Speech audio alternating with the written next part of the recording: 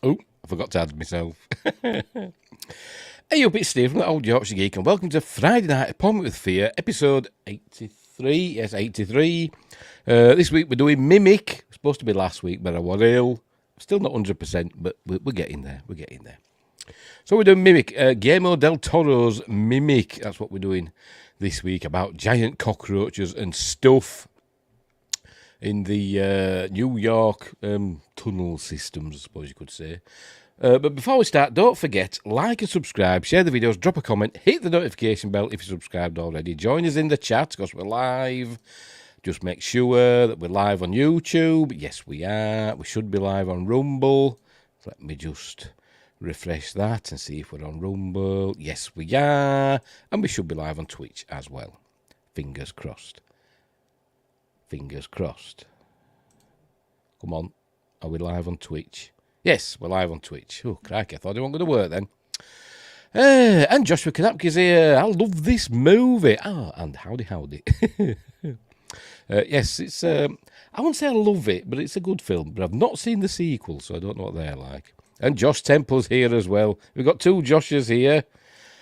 Hopefully we'll get a third. Before very long.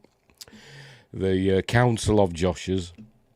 So we're live on those platforms. Later on I'll upload it to Spotify and all that. I'm also on X, Facebook and Instagram. Links in the description if you want to follow me on those social media thingamabobs. So off we go. Mimic, right, as I said, directed by Guillermo del Toro. We're on his second film. I think he did Kronos and then this. It kind of alternated between Spanish language films and English language films. I think after this he did, I think it was Devil's Backbone, and then I think he did like Blade 2, and then Pan's Labyrinth. So it's like alternated, didn't he? And it's a decent film. Based on a short story by Donald A. Wollheim.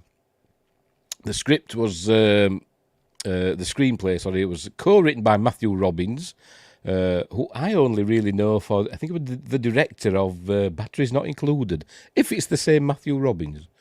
Yes, I think it is. It stars Mira Sorvino, Jeremy Northam, who is English, which I didn't know, Josh Brolin in one of his earliest roles, I do believe, Giancarlo Giannini. That came out wrong, didn't it? Giancarlo Giannini, who I think's now most famous for being in the Daniel Craig Bond films. I think they were in the first two. Casino Royale and Quantum of Solace. Yes, he was in those two, wasn't he? Who else is in it? Oh, and F. Murray Abraham in kind of a cameo, I suppose. He pops up now and again in the film with his mad hair. And Charles S. Dutton, who we all know from Alien 3, amongst other things. Windgrace is here. Hang on. Just because the sequel's not as good, surprise, but different enough and definitely worth a watch. They do set it up at the end, kind of, for sequels, but we'll get there. I've not seen them. I was thinking of doing Mimic 2. I've got them. I was thinking of doing Mimic 2. I just never got around to watching them. Doing Mimic 2 and 3 for, the Patreon thing. Like I did with Ginger Snaps 2 and Ginger Snaps Back, which are now up on YouTube. They went live a few hours ago. But anyway, Windgrace is here. Sorry about that. I was here, but my YouTube chat always takes 2 minutes to finally pop in. I think YouTube seems to be acting up a bit today. Seems to be a bit slow. Josh Kanapke says, the third was basically a modified version of Rear Window, my favourite Hitchcock movie. God bless Grace Kelly. I've only seen it once, Rear Window, but it's a good film. I love Hitchcock. Very interesting and also worth watching. Cool. I'll give it a whirl at some point. Right. So, off we go. Mimic. As usual, if you didn't know, we're not just watching the film, because, I'd get into trouble with the YouTube gods. Probably will anyway. But we're going to watch in a series of stills, maybe the odd snippet. I've got to be careful. Bloody copyright claims have been coming left, right and centre these last few days. So you've got to be really careful. And it always says no impact. Copyright claim, no impact on your video, except it's not monetised. Not that we're getting any money anyway, but that's by the by. Anyway, Joshua says, I put your ginger snaps into my queue for the day. Thank you very much. Thank you very much. Rear Window is great. Remade, wasn't it, as... Can't remember. Suburbia? Not Suburbia. No, that don't sound right. No, that wasn't that one. It was something that sounds like that, with what's-his-face from Transformers and Kingdom of the Crystal Skull, you know, with his bag on his head, him. Anyway, we didn't want it. I can't remember what he called it now. Whatever. Right, anyway, so let's get on with this film, shall we? So I'll full screen it and then we'll get on with it. And see if I can remember things about Disturbia. That's it. Thank you, Wingrace. Disturbia. Yes, that's the one. Obviously, it wasn't as good. Right, make myself titchy tiny. Which one is it? That one. And I've got to get rid of all this stuff here for the subtitles. Right. Off we go. Add to screen. Right, we're off and running. Christopher Reeve did an actual remake, but Disturbia. I can't remember. Which is also a Rihanna song, is it? Okie dokie. Oh, blimey, Josh Temple's give me a super chat because you deserve monetization. Yes, thank you. Monetization. Thank you, Josh Temple. That's super kind of you. Super kind of you. Maybe one day I'll see some of this YouTube money. I've not received any yet. I think they'll wait until it builds up a bit. But thank you very much. That's super amazing. Super amazing. I'm going to star that. We'll give it a star. Oh, no, it's got a star now. There we go. I don't know what it does, but I've given it a star. I think you can also like them, can't you? Yes, you can. You can like the super chats. Is it going to let me? No, it doesn't let me, but it'll let you a lot. Anyway.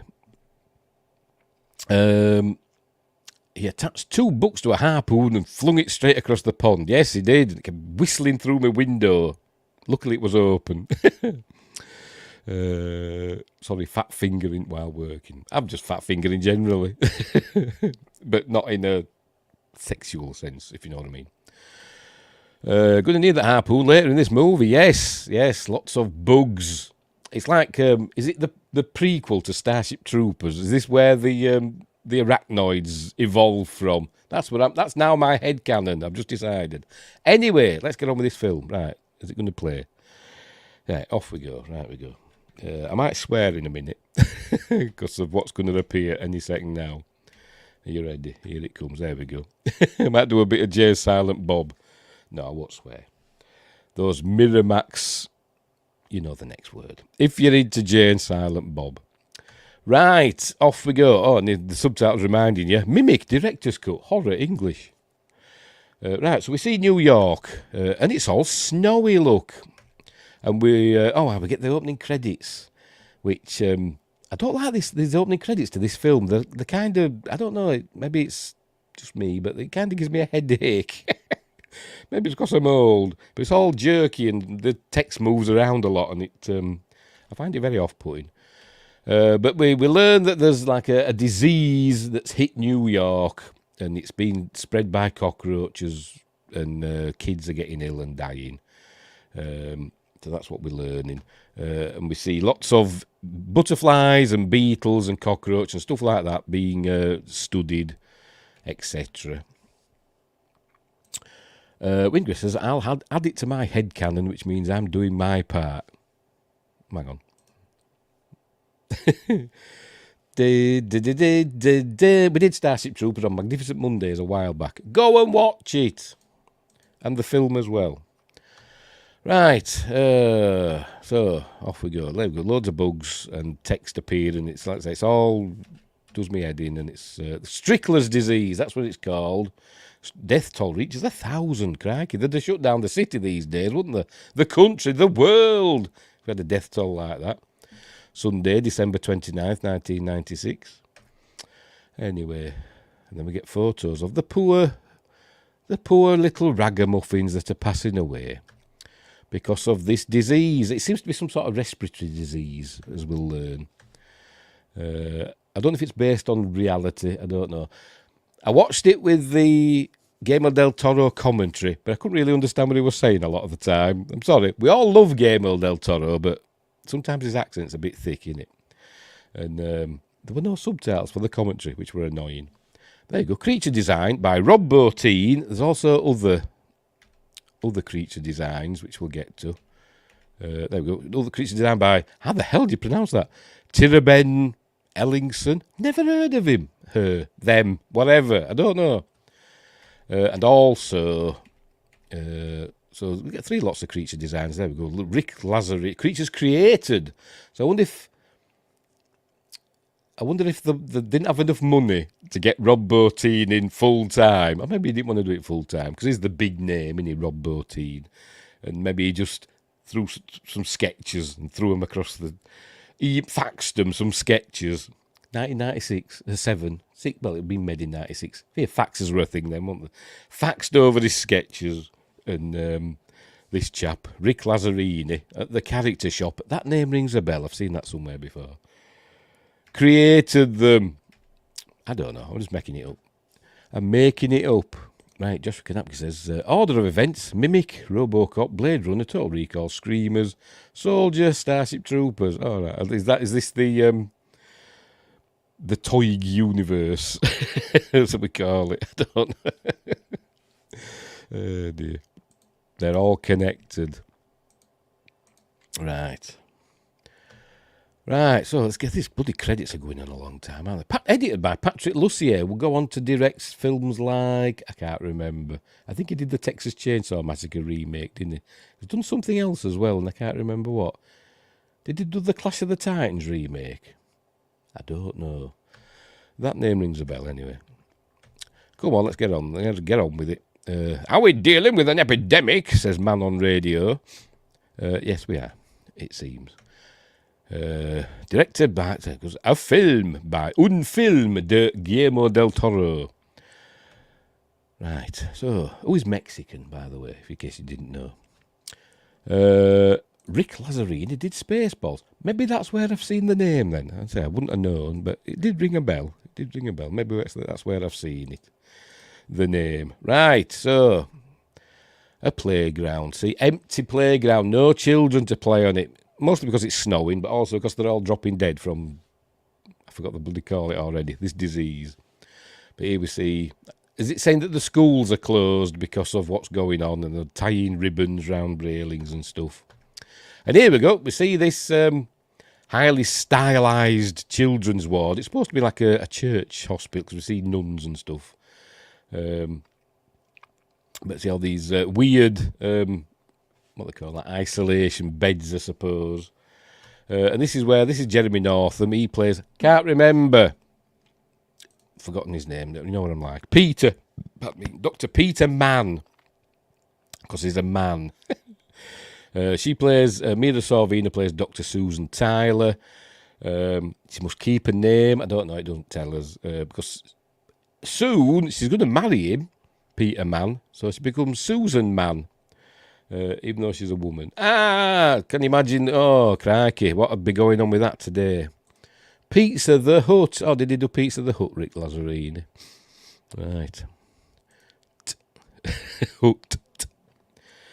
Right, so this is where he's telling her. He's a doctor. By the way, he's a doctor with the CDC. And as we'll see shortly, he's got a badge. But we'll get to that in a bit. So all these kids have got, I forgot I got already, Strickler's disease, something like that. And they're all ill, so she goes and has a look at one of the kids, this girl who's struggling to breathe. And Peter says, most of these kids will not make it. They don't know what to do. It's obviously an incurable disease. So, she's an entomologist, she's into insects, and also a DNA expert or whatever. So she's going in, she's cooked up some super duper, yes, she's Sue-man, chew. She's cooked up some super cockroaches, which she calls the Judas breed or whatever. And it says hydraulics hissing. It's not bloody hydraulics, they're just pulling a rubber sheet open, but never mind. So in she's heading into the tunnels beneath New York City. Sorry, Wingrace. Mrs. Mann. I just saw that Sue Man and just popped in my head the Sue Man, and I can't do the theme, but you know what I mean, the cartoon, and the Masters of the Universe. Right, so she's heading into cockroach land with a bizarrely high-tech canister thing she's got. So here she goes, she's heading in, and we see lots of cockroaches, just regular ones. These are just regular cockroaches. And there you go, she's got this thing that's all these different layers. Don't know why, because it doesn't affect the story whatsoever. She could have just brought a bag of these Judas cockroaches and just scattered them about, but she doesn't. She does this super overly complicated thing. Look, she's pressing buttons and stuff, and then taking out little trays like that and putting them down, and the Judas cockroach is, crawling out and doing its stuff. So let's see, off they go. Look, this is the Judas cockroach, which we learn is a mixture. It's a hybrid. It's a genetically engineered hybrid of cockroaches, mantids, and something else, but I can't remember what. Because Guillermo del Toro wanted them to be a mix of cockroaches and praying mantises, because it's Guillermo del Toro in it. So anyway, so off they go to do their stuff, and there you go, she's watching them, and they secrete all this stuff, and the other cockroaches come and gobble it up for some reason, and then it's going to turn all the cockroaches sterile, and the plan is then the Judas ones are supposed to be sterile, and then they'll die after 6 months maximum. So that's the plan. Obviously, things go awry. But anyway, so that's what she's done. But like I said, I don't why she got this overly complicated container thing. Why don't she just throw some in? And it seems fast acting as well, because she heads back out, and then we see all the cockroaches dead on the floor. Look, so pretty quick acting stuff. But anyway, passage of time, we learn that she's helped save thousands of children, and obviously she's getting recognition for her work. And we also learn that she married Peter, because they're working closely together. So she married Peter. There we see F. Murray Abraham. You see him here in the audience, and you think, is he a baddie? Is he like some rogue baddie scientist or something? Or is he in league with the cockroaches? No, he ain't. He's just there. He's actually a friend. Josh Temple says, have you ever seen the video of the mantis fighting a plasma cutter? No. Mantis are badass creatures and just don't give a F. No, I haven't seen that. I'll have to look that up. But are they as badass as honey badgers? Have you seen that video? Honey badger, he don't give a F. That's a funny one. Windgrace has seen. Of course he has, because Windgrace has seen everything. I keep telling him he's omniscient. He's a multi-dimensional mega being. But he won't have it. Right, so, no, I haven't seen that. I'll have to look that one up. What do you mean fighting a plasma cutter?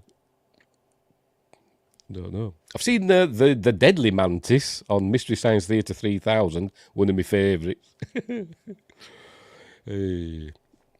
And whenever I see a praying mantis, I always think of that Mystery Science Theatre 3000, where they liken the praying mantis to one of them fighting nun puppets. Anyway. He killed Mozart. Did he? I don't know. I've not seen Amadeus, so I don't know. Just short of Honey Badger. He don't care. Honey Badger don't care. Anyway, right, so she's getting all her plaudits, etc. There we go. Recombined termite and mantid DNA. That's what they do. Termites and mantises and cockroaches to create a biological counter-agent. So the Judas breed. Right, so we now cut to their apartment, where they're eating Chinese food, and Susan is in the bathroom. It's where we learn that they're married now. So I don't know how long's passed, but they've got married. So and she's wanting to have a baby. That's one of the plot lines in the film. You may not have seen Amadeus, but have you heard Falco? Yes, rock me Amadeus. Amadeus, Amadeus, Amadeus, Amadeus, Amadeus. Yes, I've heard that one.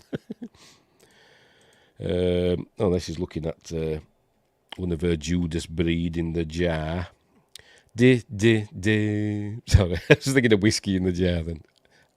I'm full of music in my head tonight because just before this, I was listening to some Ozzy Osbourne and a bit of Motorhead and some Dorothy Martin. I don't know if you've heard of her. Black Sheep, stuff like that. And who else? Reckless Love. I listened to some of theirs as well. Right, so I hope someone's taping this. Remember we used to tape things? There we go. Strickler's outbreak has been officially contained. There they are. And he says on telly that he met his wife while doing all this. So he goes in. Anyway, he goes in to see her in the bathroom because she's missed them on TV. And then we get a nice look at a bit of Mira Sorvino boobage. Not full boobage, but, there we go. There we go. Very nice. Right, we'll carry on. There we go. Personally, it's where I met my wife, so that's what he's got to. That's what he's got to be thankful for. And she seems unhappy about it. She's wanting a kid, but I think that's what's up with her. So there they are celebrating and having a whale of a time with water. I hate it when people in films get in baths and the water's all going all over the side. I'd be freaking out. I would. I'd be saying it, running downstairs, or if they're in an apartment, going into the apartment below. Maybe it's a wet room, it can happen, I don't know.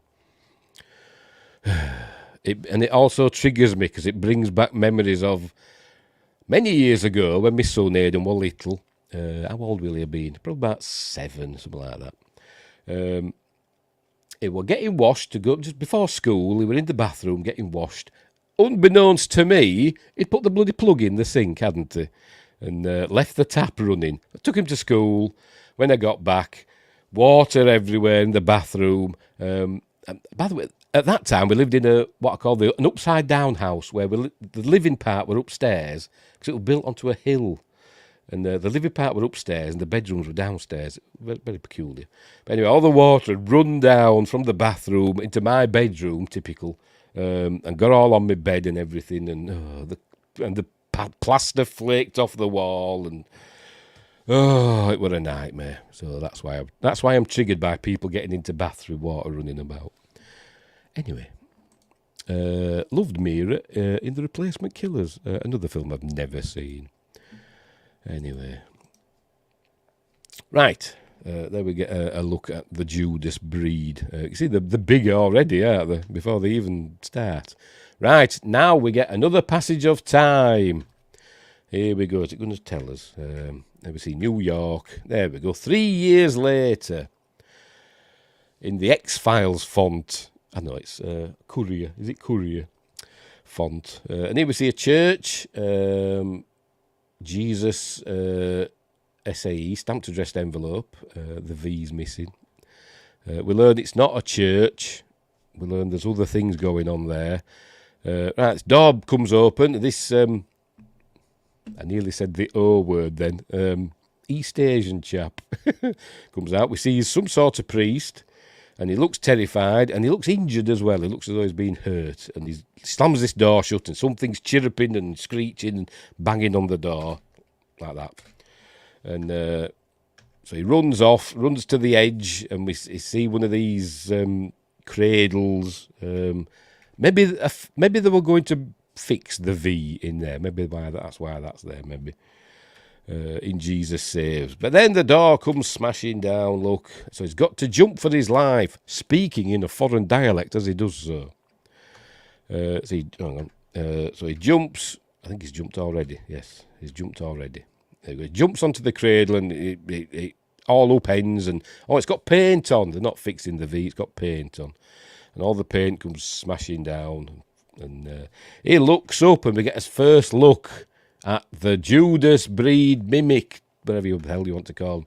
Guillermo del Toro just calls them mimics. So we'll call him that. He sees the mimic. There we go. First look at it.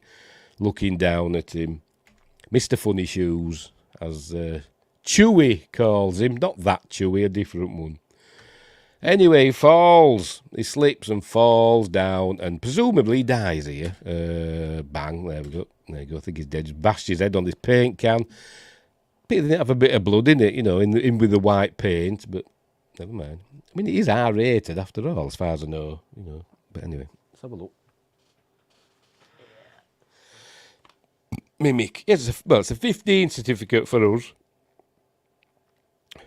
Which is your equivalent to an R rating, I suppose. Anyway, so poor, it's Reverend Ping. Sorry, but that's what he's called, Reverend Ping. I'm not lying, unless I'm wrong. Let's see, does it say? Oh, it just says preacher. I'm sure it says Reverend Ping.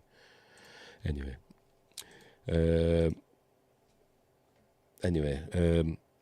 The mimic appears. Oh, aye. And then the camera pans. We see pans from where the Reverend's body's lying. Gives you a nice sense of space. The camera pans across the alley. We hear a child humming. And that's Chewy. Chuy. He's humming away. He's a kid. He's a special needs kid. He has some sort of autism, it seems. And he's a mimic as well. That's how his dad, Giancarlo Giannini, his dad, describes him. So he looks after him. Don't know where the mum is. Don't know. He looks old as well, to be his dad, to be completely honest. But anyway. So he's humming away. And then he hears the chirruping of the mimic. He's looking at... he knows shoes as well, because his dad's a boot black.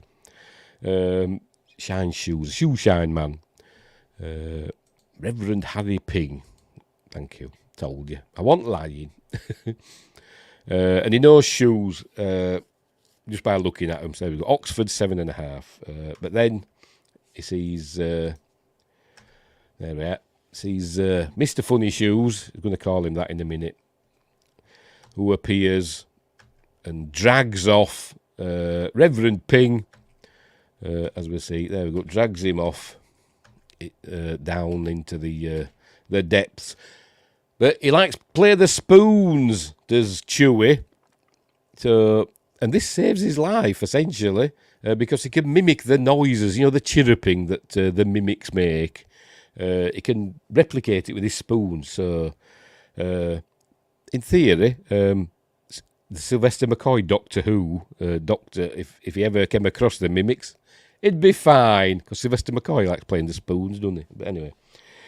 So he's copying the noise made by the mimics. Anyway, bones cracking, because they're trying to drag the Reverend in through this little tiny slot into the tunnels, and he won't fit, so they're just pulling him in and dragging him about. But anyway, in he goes. And then he says, he likes to make little models as well out of wire. For some reason, don't know why, just does. And there we go. It says Funny Shoes, and then it says Mr. Funny Shoes when he sees him a bit later. Right. So here we go. There's some sort of exhibition going on. There's a big bug at the university or whatever. For half a second, I thought you were going to call the Reverend Albert Pune. I think he passed away, didn't he, quite recently? Who brought us Sword and the Sorcerer, didn't he, Albert Pune? But no, what was it? Harry Ping.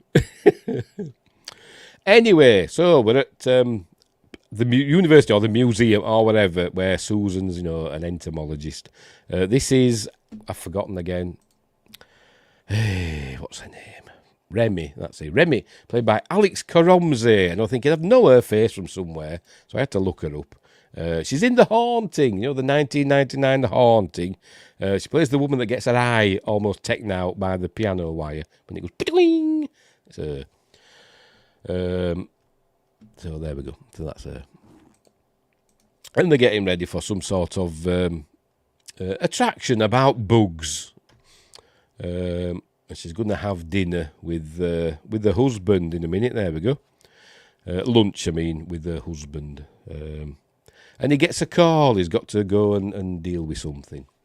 So they're still talking about they still haven't had a kid. They're still talking about it, and it gives her something.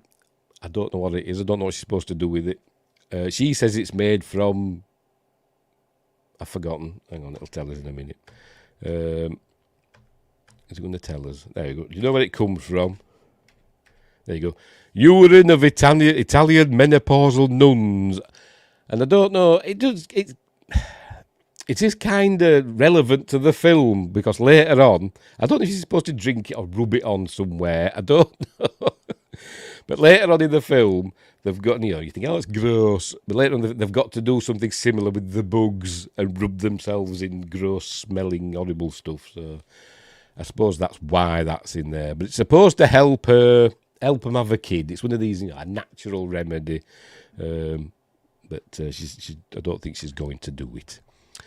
Anyway, so he's got to go off to work now. He gets a call, so off he goes. Right. So all the police and all that are at this church where Reverend Ping met his untimely end. Hang on.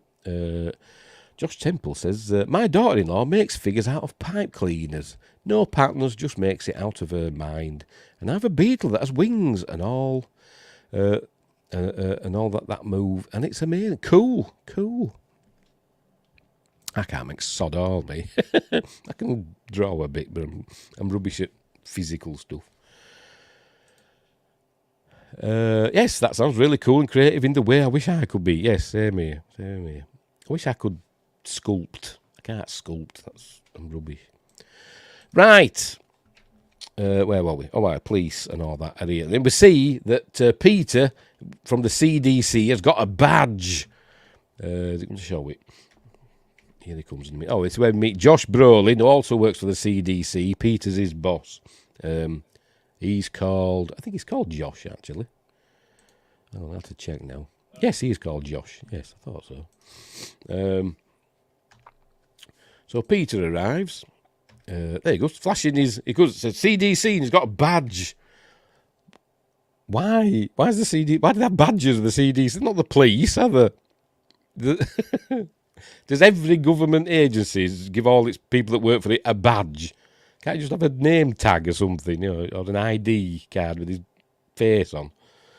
No, he's got a badge. CDC. Welcome to the club, Brolin. I'm overrun with bloody Joshers. There we go, CDC badge. Does it say that on his badge? I don't know, but I can't make it out. So anyway, see, he's got maybe it's just Peter that's got a badge. Josh has got to do with a name tag. So we learn that it's a church. With this used to be run by the Reverend Harry Ping, but we learn it's also a sweatshop run by the Triads. There you go. It's a front for the Triads. It's a sweatshop with loads of East Asian ladies, work to death and stuff like that. Down in the basement, and it's all smelly. There we go. One toilet, no paper. Reverend Harry Ping. There we go. He's gone missing. They don't know where he is. We find out what happened to him later on. Because he had a big shiny cross around his neck, being a reverend and all that. So he's saying to them, quarantine the cops that found it. They're going to have to quarantine everybody until they know that there's no disease, because it's the CDC after all. They don't want another outbreak thing. They don't have to call in Dustin Hoffman and Kevin Spacey. And who else were in it? I forgot her name now. Thor's mother. Don't they call them in, do they? Right, so... Oh, why? They also find poo up on the ceiling. So they get samples of it. And inside the poo, they find buttons. But anyway. There's one lady being taken away who's very ill. She's speaking in an East Asian language, presumably Chinese, Mandarin. or whatever. Lots of languages in China, isn't there? But she's talking about dark angels or something like that, which is a clue that they've down there. They've obviously seen the mimics knocking about, and the other policeman that can understand her says she's delusional. Did Harry Ping know about this? I think he did at the end, didn't he? I don't know about up to there, but they were chasing him, weren't they, at the end, so he knew about it then. Dark Angels. Didn't know Jessica Alba was in this. If only. If only. Another series I've never watched, I just know of. Anyway. But she didn't have a blonde hair in that, did she? Bleach blonde hair. Right, so there you go, Dark Angels. And then we get a pan down to stuff going on underground. There we go. I think it gives a quick glimpse of stuff going on down there. But right, then we cut to is Susan and Remy at the museum, and she meets these two kids who've got bugs for her. They must keep selling them, finding bugs for them to sell to her. Don't ask me what they're called, because I can't bloody remember. I'm just looking to see if I can see them in the... I don't know. Does it say in the Wikipedia thing? Just bear with me. Two kids. Don't say the names. Oh, poo. Anyway, one of the kids has got massive buck teeth, as we'll see. There he is. It does look familiar. Maybe it's Matthew McConaughey, something like that. I don't know. I know it's not, but maybe he grows up to be somebody famous, but I don't know who he is. Anyway, they're selling her some butterflies and stuff like that, and moths, and in a cornflakes box, they've got something, another bug that's nearly dead. They keep saying, and she offers them $10 for the lot, but not before she gives them a bit of exposition all about insects. Excuse me. So she's showing them some, I think the termites in a, whatever they call them, termite ant farm, worm farm. I got worms, one of them. She's showing them, there we go, that. She's showing them, telling all about how insects are super amazing, and they were, she said they were building castles when dinosaurs were teeny tiny lizards, and they're amazing, and the super complicated tunnels that they build and all that stuff. And there we go. And talking about the queen, there's a queen, and there's one male that's fertile. There's only one male that's fertile. All the rest are sterile. Just one male that fertilizes the eggs. So it's just, letting us know plot points for later in the film. There you go. He's the king, and out of all the nest, he's the only fertile male. And we learn that with the mimics, is the only one as well without wings. All the others have wings. Well, all the female ones have wings, but not the male, the boss male. Anyway, so after that, we've got a cockroach there. Look, it's supposed to make good pets, aren't the cockroaches? I won't know. What is it?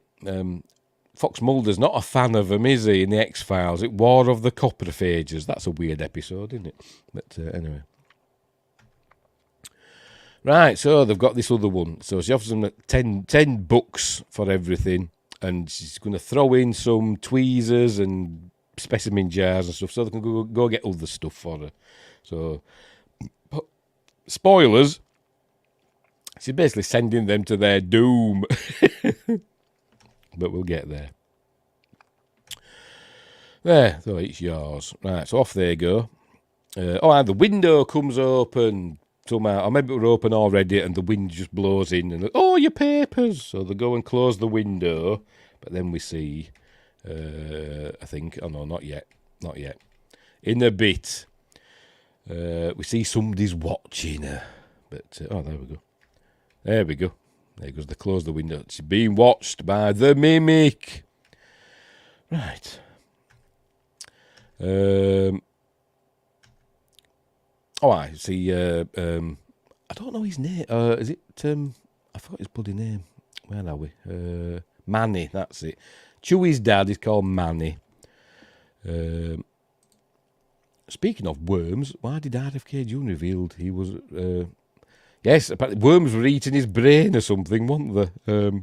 Where did I hear that? What it Geeks and Gamers? I heard somebody talking about it on one of the shows I watch on YouTube. I think it was Geeks and Gamers Daily.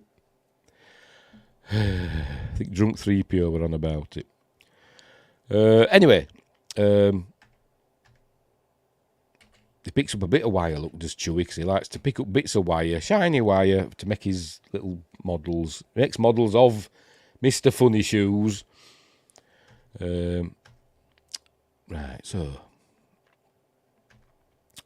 she's doing an experiment with a cricket, using pheromones, or the noise, not pheromones, the noise of a female or something to make it do whatever it makes them go where they want it to go. They want to basically use this technology to so they can collect all the males and save crops from swarms of crickets.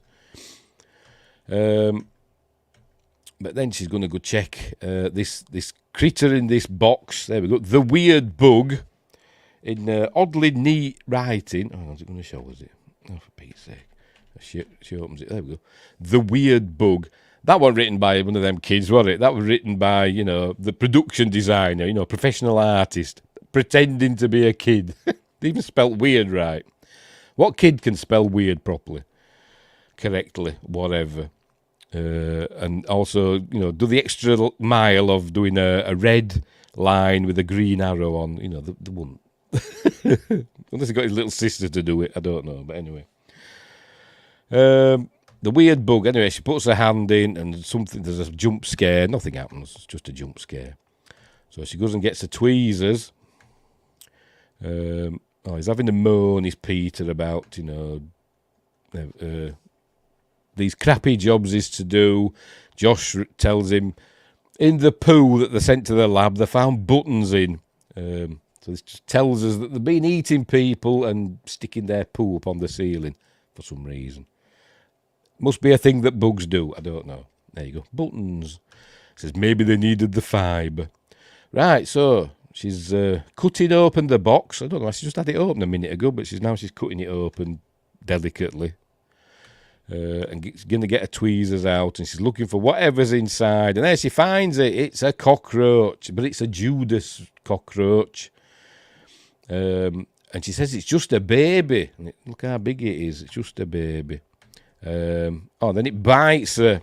There we go. Got hold of it. It's bitten her, so she pulls it off. Well, I'd say it's bit. I don't know if it's actually broke her skin, but it's got hold of her. Luckily, she's got the gloves on. Anyway, she drags it off and just pins it down to the board because she's a cruel, heartless biatch. Sorry, but it got me angry, this bit of the film. Look, something like that. And it's there squealing and writhing in agony. As I said, Starship Troopers prequel. Anyway, so it's stuck there squealing, and then she notices it's doing its secretions like we saw earlier on. And she realises what it is. It's a Judas breed. But Mr. Funny Shoes is watching from below. Looking, he's moving towards them. Then she's going to start listening to her tapes about the how they made the Judas breed, etc. But then the window opens in a minute. Oh, there we go. It's going to show us. Got to be careful here, because I know these little steps, and the bloody still get copyright strikes, even though it's like a jerky step. Dead annoying. Whatever. It's opened the windows, the mimic, and got inside, and it's slowly heading towards the bug there. And then she's checking. I don't know. This is, it's a what's I call it? Litmus thing, isn't it? I don't know what it's telling us. It's telling us that it's the same, isn't it? It's a Judas bug, isn't it? A Judas breed. That's what it's telling us, isn't it? So she's like, "Oh my God, they should all be dead." But anyway, that's probably why they didn't carry them around in sacks. They're aggressive. Maybe so. I don't know. Maybe the ones that she made probably weren't aggressive. But this is a new evolution, isn't it? She says later on that there's been like thousands of generations in 3 years because they've sped up their breeding process, even though they're supposed to all be sterile. But they take liberties. A Judas breed, so related to Dracula 2000. Yeah. Spoilers. Dracula's Judas Iscariot. But it don't matter because Jerry Ryan were in that film, so that's fine. And Judas Breed sounds like an ace. There's got to be a band called Judas Breed, hasn't there? It's a bit close to Judas Priest, though, isn't it? There's got to be one, hasn't there? A heavy metal band called Judas Breed. Bet there is somewhere. Windgrace is looking it up now, even as we speak. Excuse me. Right, so that's when she's realising. Joshua says, I do enjoy Dracula 2K, despite the Scottish Judas. Yes, it was. I forgot his bloody name now. This is Sparta. It's him, isn't it? I forgot his bloody name. Judas Priest and Hatebreed. So they're going to get together and do a collaboration. Call it Judas Breed. Anyway, so here we see the mimic is looking at the pinned down bug. And then it does something, we hear glass shatter. And she goes to check it out, and the bug's gone. She sees the windows open. She goes looking under the I don't know why they do this. It's just like, padding out the film. She goes under the table looking for this missing bug, and she's poking about. Obviously, it's not there. We know that the mimic's buggered off with it. It's taking it away, hasn't it? But she spends quite some time poking about under the desk. And yes, I forgot about this, but yes. And then we see it's up there on the ceiling, hopefully not having a poo, but maybe it is. And then it drops down. We hear a growl, drops down, but then it sods off out the window, leaving her alone. So she was lucky there. It could have just got her, couldn't it? But it went there for its baby. It went to get its baby. Anywho, Windgrace says, looks like there are a few minor and local bands with that name. All right, okay. As I said, it's a cool name, isn't it? Or song album titles. Fair enough. And maybe probably not off this film, probably just because of, or maybe they are, I don't know, but probably because of the Judas Iscariot, and all that. Fozzy did a great song called Judas, didn't they? Anyway, which I think is still Chris Jericho's entrance theme in his wrestling things. Right, so where were we? So I'm just looking at these signs. Greek house foods, variety. Is this Greek town or something? Eliniki Agora. Anyway, whatever. Yes, we've seen a dog here pottering about. Look, a couple of dogs outside. We see the mimic watching. This is Chewy. What do they call him Chewy for? Because everybody be going. I can't do it. My throat's too dry. Every time he comes on screen. Oh dear.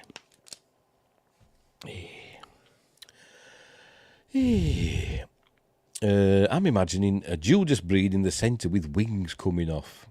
Yeah. It'd be cool. I forgot what I want now. Chewy, yes. He's making a little model of Mr. Funny Shoes. His dad's getting ready to polish some boots, because he's a boot black. Just like in Prince of Space. Another Mystery Science Theatre 3000 favourite of mine. He's just a humble boot black. Watch it, it's dead funny. With Crankhaw. Anyway, there we go. So he's doing his boot blacking. I don't, it's giving me like what do you call it? Pinocchio vibes. It's like Geppetto, isn't it? Except instead of making toys, he's a shoe shine fella. Because he's an old man with a young kid.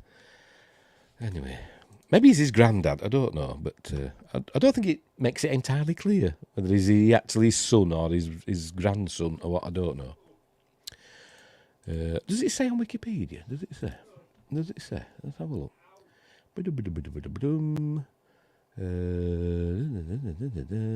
I'm just checking. Doesn't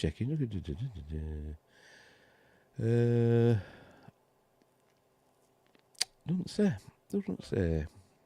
Not that I can see, anyway. Aiden's saying something upstairs. No, it doesn't say. Never mind. Right, where were we? Oh, yes, there he is. He's watching his Chewy. He's watching Mr.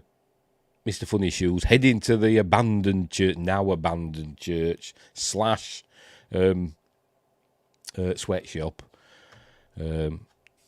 Pete's sake. There we go. Oh, bloody thing. So, there you go. Funny Shoes. Hey, he actually does say that. He goes, hey, Mr. Funny Shoes. So in he goes. And me. And then Manny goes over to him and says, there may be a cross on the outside, but it's not a holy place. There you go. That's what he says. This is Peter getting a call about, I've forgotten. That was it. He's talking to the police about the break-in at Susan's lab.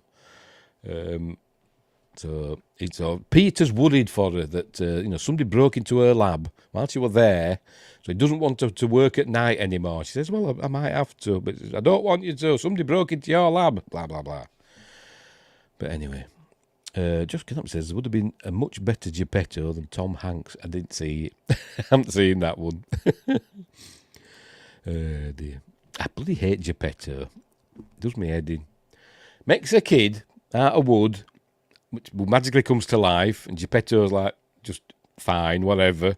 I've always wanted a son of my very own. And they can't wait to get rid of him, can they? Off to school you go. Next day. Does me head in. Right. Where were we? He doesn't want Susan to work at night, but she says, I might have to, because I've got stuff to do, and all that jazz. And this is where she tells him that it's the Judas breed. They're still alive, but they should all be dead, but they're not. I don't mean to speak ill, says Wyngrace, of Tom Hanks, since everyone touts him as the greatest actor. Isn't he America's father or something, America's dad? I once saw somebody refer to him like that. But I feel like he always plays the same character in most things. It's just Tom Hanks, isn't he? He's become Tom Hanks. I've nothing against Tom Hanks. He's fine. He's Woody, isn't he, from Toy Story. He was good in Saving Private Ryan. And Dragnet. Bill Cosby used to be America's dad. Yeah, I saw it though. Somebody mentioned it might not have been America's dad. They said America's something, and they said Tom Hanks. I can't remember what I saw it in. It might have been that Abigail actually. It could have been. It could have been that Abigail I watched yesterday. Anywho. So there she's telling it's the Judas breed that didn't die. There you go. We engineered them to be sterile adults, but obviously some things happen. Life finds a way. Thank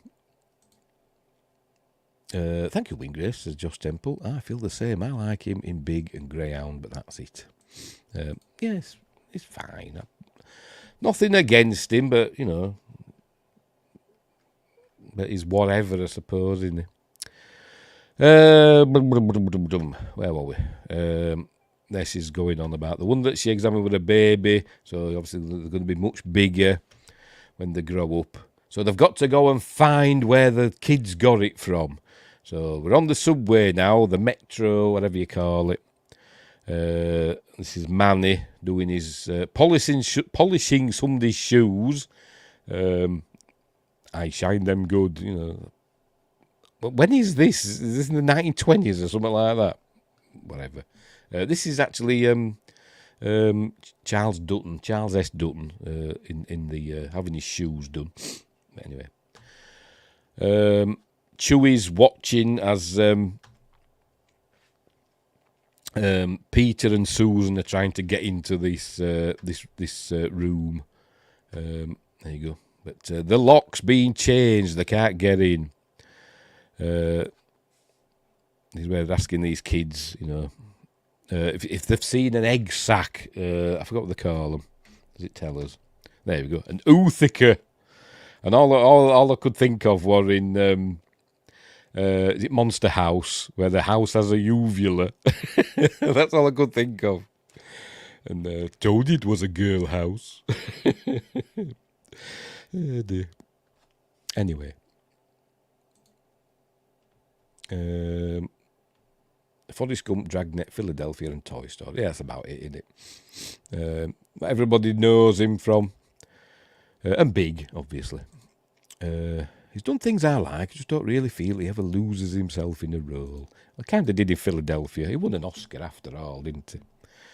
For that one. I think he did anyway. Anyway, so Uthicas, or Uthik, I don't know how to pronounce it. What does she say? I think she says Uthica. I'll just go back a bit. What's she shouting at him? Oh, because a train's going past, that's why. Let me unmute it. Look at this ear. An Uthika! Uthika! It's a Uthika! There it is. That's what she's wanting to know if there's any of them. So there'll be lots of eggs in them, with face huggers in. Or maybe not. Anyway, eventually gets in. There's Peter. So off they go. And so they're going to explore in this room. It's apparently like a locker room or something like that. There we go. Hat straight and clean. Proper tie, pulled up snug. You know, because, you know, got to have instructions, haven't you, for your workers. So I don't get snuffly again. Oh, crikey. Excuse me. I blew my nose before the show. A good proper blow, and I got loads of goo out. But it's building back up again. It seems Chewy's garden isn't long off the boat.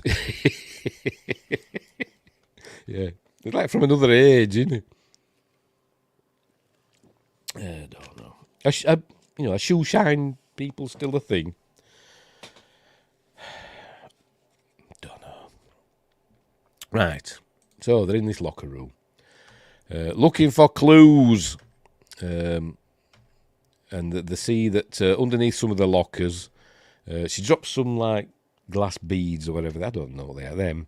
She knocks some of them over. And they roll under one of the lockers and they see, oh, right, that's where all the stuff could be. So they have a poke about under there, and he drops his torch, flashlight, whatever you want to call it. And you're hissing, there's something down there. And but he drops his flashlight with the following epithet, and you can't get it. But so she sticks her hand in. Her hands are smaller, but then we see somebody's at the door. There's somebody at the door. She's trying to get it, but then we see, oh no, something's there. It's going to get her. It's going to get got by the mimic. And I think just as she pulls her hand out, you know, it did something, you know, a bit of a jump scare, and it obviously didn't get her. She didn't even notice it. Winger said they opened a shoe shine booth at my local mall just recently. Kind of creeped me out.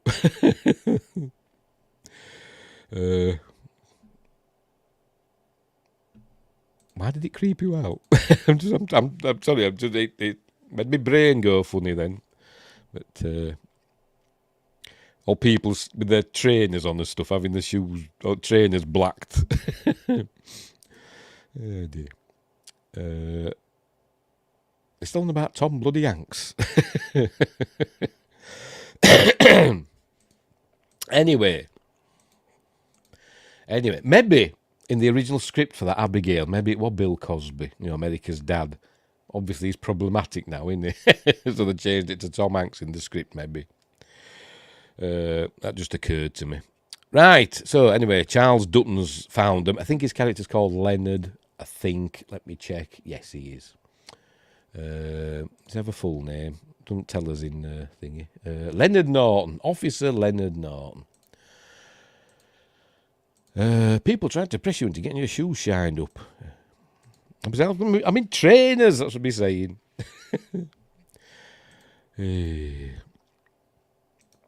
Right, where were we? Right, so he's caught them red-handed. So, but he's telling them, we're there on business. I'm CDC and she's my wife. We're looking for these dangerous bugs, etc. And he says, well, you need proper permission and, permits and stuff like that. So he says, well, I'll go and get them then. So, right. She sees Chewy doing his spoons, giving it all that. She says, it's good at that, isn't it? And this is where we learn he's special. Almost also sees, every time somebody walks past with shoes, you don't see any trainers in this film. Penny loafers, 11. I know sod all about shoes. So this is where Manny tells her, she says, doesn't he go to school? And he says, he doesn't need to go to school, he's special. So I'm thinking he must be like, he's on the spectrum, and maybe there are no places for him in, a regular school. My son's on the spectrum, and luckily we had, schools in the area that had autistic units that he could go into, and, it were okay. But maybe Chewy, maybe they haven't got that sort of program in New York at that time. I don't know. Right, where were we? Hey, Andy was a boot black for a bit. Parks and Rec. Another thing, I've never seen Parks and Recreation. Tell you, I've seen sod all, me. I don't know why I do these things. I've seen nothing. I've seen what I like. That's what I've seen. Cool.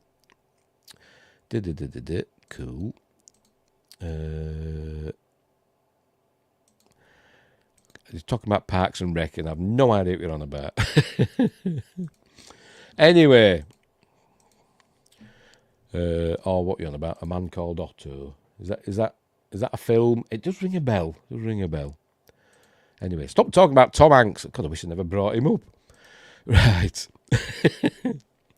maybe learn his special anyway. He says, what are you making there? A superhero? And he shows, and it's obviously, a huge bug. He says, it's Mr. Funny Shoes. There you go. So it's obviously, a well-scaled model of, the mimic. But, she's not bothered. I love Dutton. Always plays entertaining characters. Yes, he does in this. He does in this as well.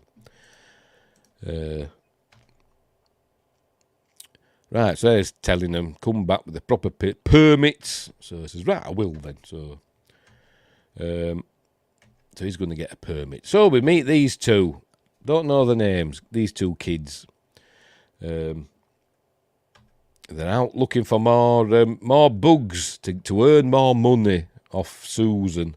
And they've got jars and stuff that she's given them. She's sending them to their doom. Sorry. But they find an egg sack. See all these wires and stuff and cables on the ground. But then we find, there we go, the egg thing. The Uthika! There it is. But they also find a mimic. There we go. They're saying, look, it's one of them. So they're going to try and get it. But then they hear the noise, the chirruping. Let's call them Teeth and Harlow. Dear. They probably have got names. I just don't know what they are. Does it say on Wikipedia? Don't Don't know. It could be Ricky and Davis. I've no idea. No idea, 'cause I don't know the actors. We see Norman Reedus later on. I'm watching it. I think, is that Norman Reedus? He looks very young. Yes, it is. And by the way, forgot to mention the mimic, or at least one of the mimics anyway, is played by Doug Jones, obviously, who we all know as Pan in Pan's Labyrinth, and not as Saru in Star Trek Discovery. Right, so anyway, they see that Harlow says, I think there's a guy down here. There you go. And then we see it's the mimic, and it's eating a dog, or a bad model of a dog. It's not very realistic looking. Is it one of the dogs we saw earlier on? You know, we saw Mr. Funny Shoes watching these two dogs in that alley. Is it one of those? Could be. But anyway, trips up, does teeth, gets tangled up in all this wiring and all that. You know, he can't get out. And the other one gets got. It drops the dog and gets one of the kids. So, you know, these kids are going to, you know, yes, Abe Sapien as well. Yes, he played Abe Sapien as well. And many other things. And absolutely not even a little bit like Abe Sapien in The Shape of Water. No, not a bit. Oh dear. Anyway, so he's getting got. Oh, hang on. Yeah. Alex. Right, so it ain't Ricky and Davis. Let's look down here. Let's look on IMDb. One's called Alex. So you'd think they'd be together, wouldn't you? No, they're not. Hang on. Let's go to full, all cast and crew. Right, Alex. One's called Alex because he's calling it out there. By the way, they're calling, in the cast list, the mimics, they're calling them Long John. Because we learn later on that like the homeless people and stuff that live in the subway tunnels and stuff were talking, you know, they were like legends of, you know, weird people and stuff wondering about that they're called Long John and other things. So that's what they're called in the cast things. There's three of them, and one of them's Doug Jones, one's a fella called Roger Clown, and one's called Bill Lasovich. But anyway, I'm looking for Alex and the other. They don't bloody say, does it? Can't be in here somewhere.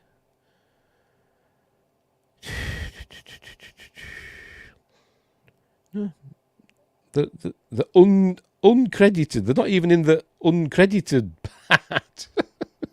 What is? They should the major people. Maybe it is Ricky and Davis. Maybe it's Alex Davis and Ricky Martin or something. I don't bloody know. But he says Alex there. Anyway, whatever. So Alex is being got. He can't get away. And then he gets got by Long John, or the mimic. There you go. He's getting got. Screaming, you know.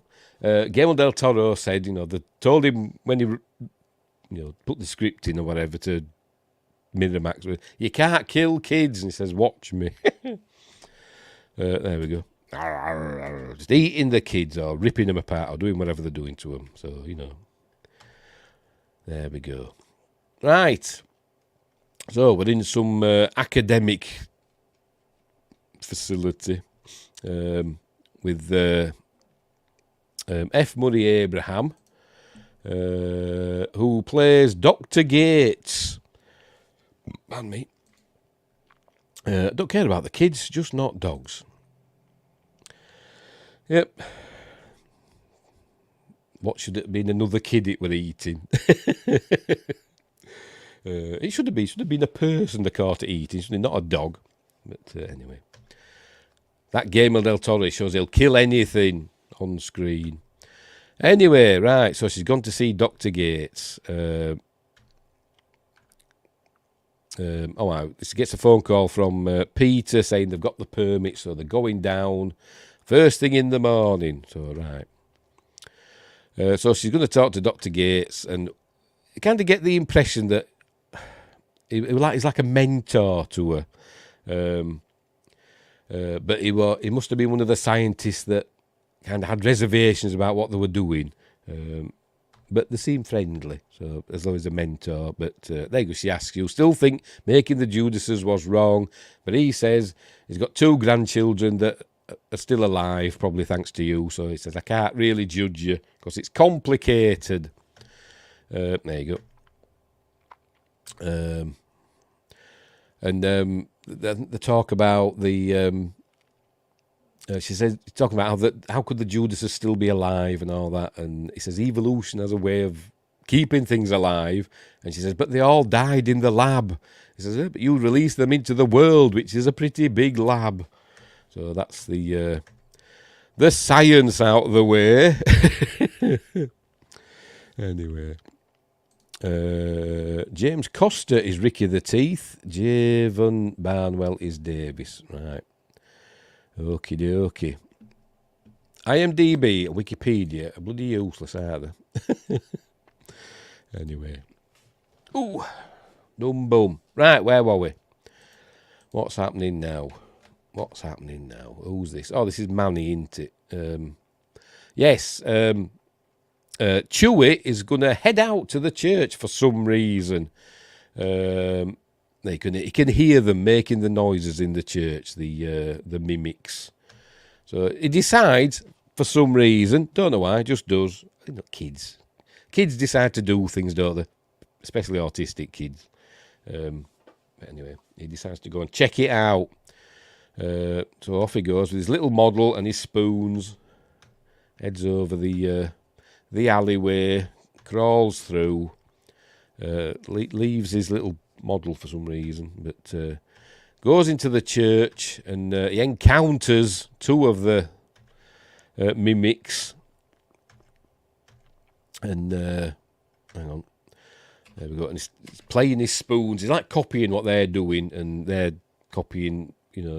They're chirruping, and he's copying them with his spoons again. There we go. And then he gets 2 of them, one on either side, and he's smiling, but they take him away. They don't kill him, but they take him down into the tunnels. Right. What's happening here? All right, the Philip E. Flanagan Water Treatment Plant, Newark, New Jersey. Right, that's what's happening here. I thought we were in Dark City or something then. This is where we meet Norman Reedus in a bit. This is the water treatment plant. It's like the filthiest place you could imagine. But anyway, one of the filters, there we go, blows up because it's all blocked up with something. So they send this fella down. Where is him? I'm sure he's a British actor. And I don't know if he's listed. Because I can't remember his name. Been in loads of stuff. He was in Supernatural. If it's the same, I think it's the same actor. He was in Supernatural. He played. Did he play Death in Supernatural? I think he did. I'm just checking. Does it say? Tell you, IMDb's crap. Oh, there we go. Julian Richings. Yes, that's him. Julian Richings. Let me make sure it's the same chap. I think it is. Yes, he's English. Yes, he is English. Man of Steel, X-Men Last Stand. Oh, he's been in loads of stuff. Guillermo del Toro's Cabinet of Curiosities. Umbrella Academy. Oh, he's been in loads of stuff. I was to make sure it was Supernatural. I saw it. He was in Supernatural, wasn't he? Channel Zero, Killjoy. He's almost the Christopher Heyerdahl of England. He's been in everything. The Witch as well. They were in The Witch. Anyway, whatever. Right.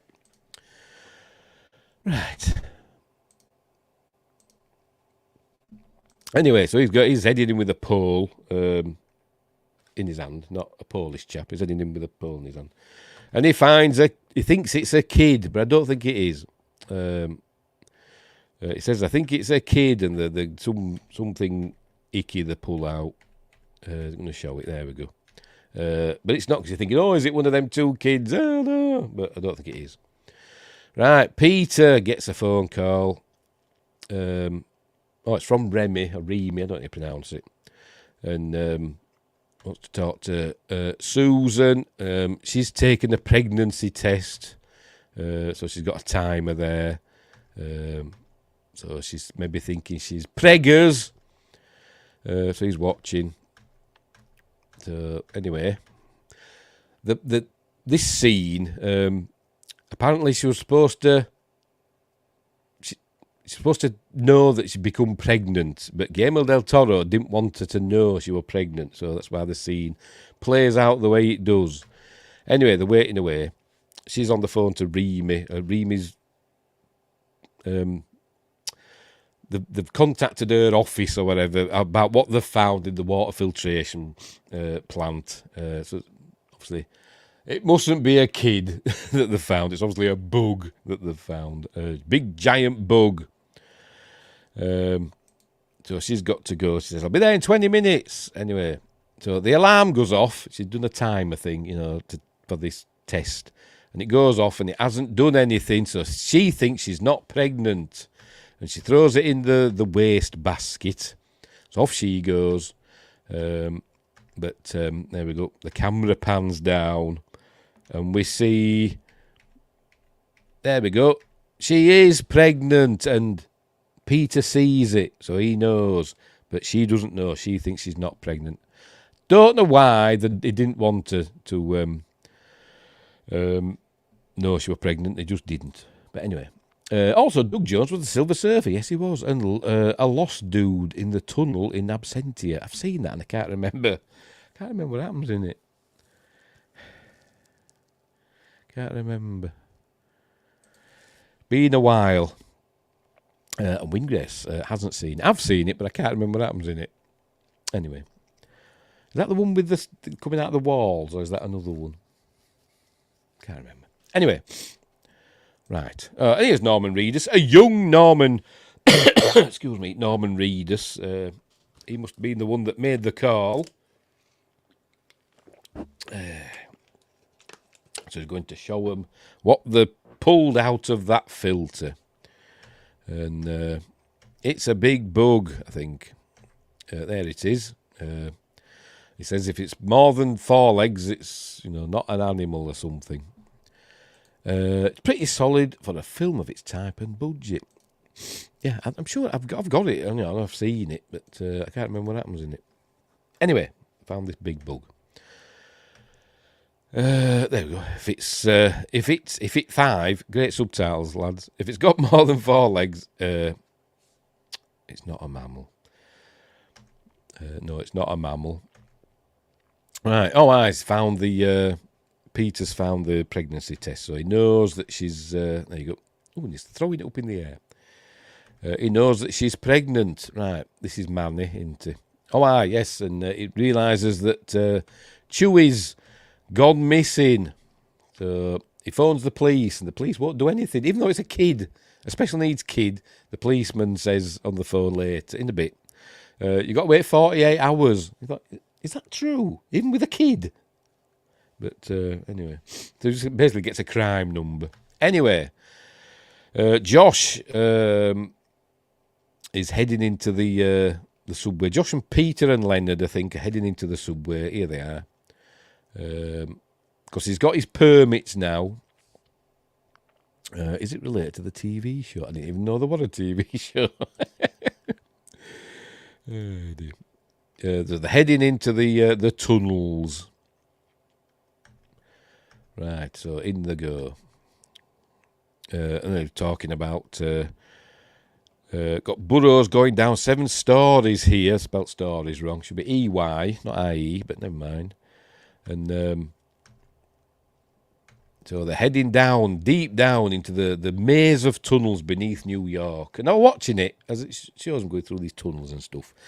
And I'm thinking there could be out down there. There could be anything. Sorry, I meant all Yorkshire then, didn't there? Could be out down there. Could be anything down there. And there's these like hundreds of miles of tunnels beneath big cities, that have subways and metros or whatever you want to call them. Pardon me. Like New York and I think Chicago and London, Tokyo. They're all big cities, have them, don't they?